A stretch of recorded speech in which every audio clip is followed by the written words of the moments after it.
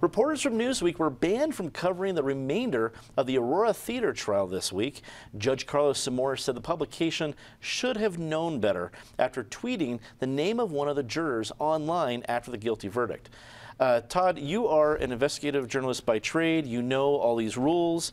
You're very good at it, but this seemed like journalism 101. Are you amazed at the screw up? Yeah, when my Twitter feed was overloaded with it in a short time, 5 minutes, it really was surprising. You expected it maybe from someone like a TMZ that maybe had descended into town hoping to scoop up something scandalous.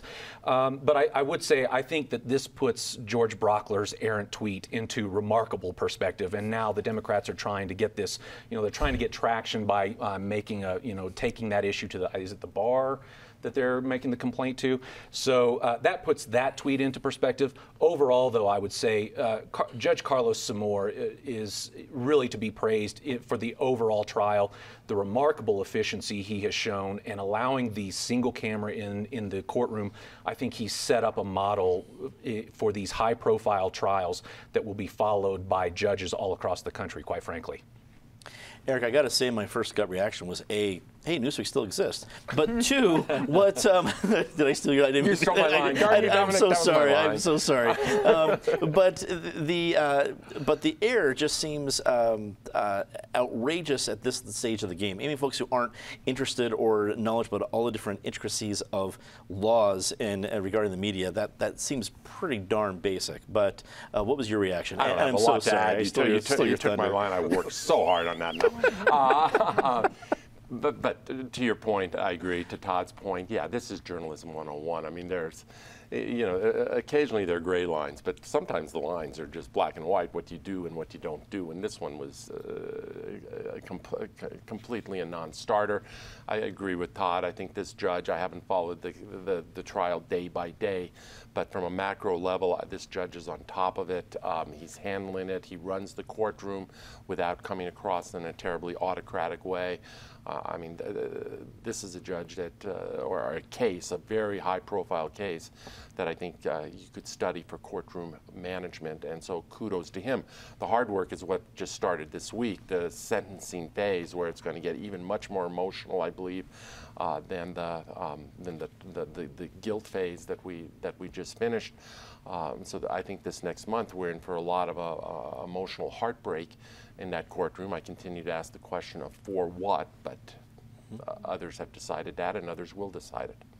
Eric, that's a great point. I mean, Natasha, you've covered issues like this very well for the last many years, but I think when we looked at the guilty phase, the verdict phase, the initial one, the community as a whole were pretty generally agreed. Everyone said he's guilty, they can see these plans. If I was in the jury, I'd feel this way. You see a community really unified.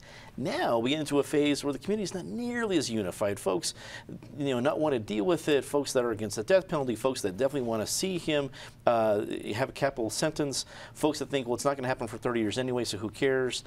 Does that lack of community agreement, do you think we're going to see some of the problems, not really problems with that, but ramifications of that over this penalty phase? Absolutely, and especially with the case that's happening with Dexter Lewis in Denver as well. This conversation is not just about what happened to Aurora, but it's become as multifaceted as death penalty conversations can be. I think what's interesting for me, and something that I'm still waiting for, is when Governor Hickenlooper made the decision to stall or delay Nathan Dunlap's execution, there was a call for some public discourse on the concept of death penalty. That hasn't really happened, at least not in a governmental way or a really proactive, let's have community conversations.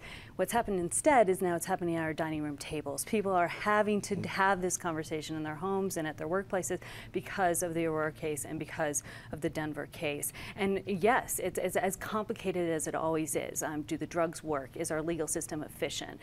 Is this the appropriate response? What do we do with this type of person? Those conversations, though, are happening in a very informal way, and I would really love the state of Colorado to have them in a more formal way, because I do think the voters are going to have to deal with this issue sometime in the near future. Patty of the Week really gave us the spectrum. You had a silly, almost, you wouldn't even expect this from a college newspaper kind of error from Newsweek. And then you have a really serious penalty phase starting. Take your pick. Well, I was amazed that if you've ever tweeted, you have to count so carefully. How do you not notice you've got that name in there? You know, you're counting, you're getting rid of the if you can. You're not going to put in a name that is forbidden. You don't even need to have taken a journalism 101 class. The judge has basically been giving the rules and reminding you, you do not out the jurors in a case like this. So it was an inexcusable error, and there's just no way to excuse it. Natasha's right. What we're going to soon have is a death penalty discussion, especially if they decide to put him to death, because what we're going to hear is endless fights, how much it's going to cost to fight it, what the flaws are in the death penalty. Why didn't we just lock him up and avoid the whole trial? Because we will essentially be going through the trial again for the next 20 years, if indeed that's what happens. That's why Nathan Dunlap still hasn't, you know, it's been 20 years for him and he is still there. We're also going to begin to hear the effect of, did this coverage have an effect on the recent theater shooting?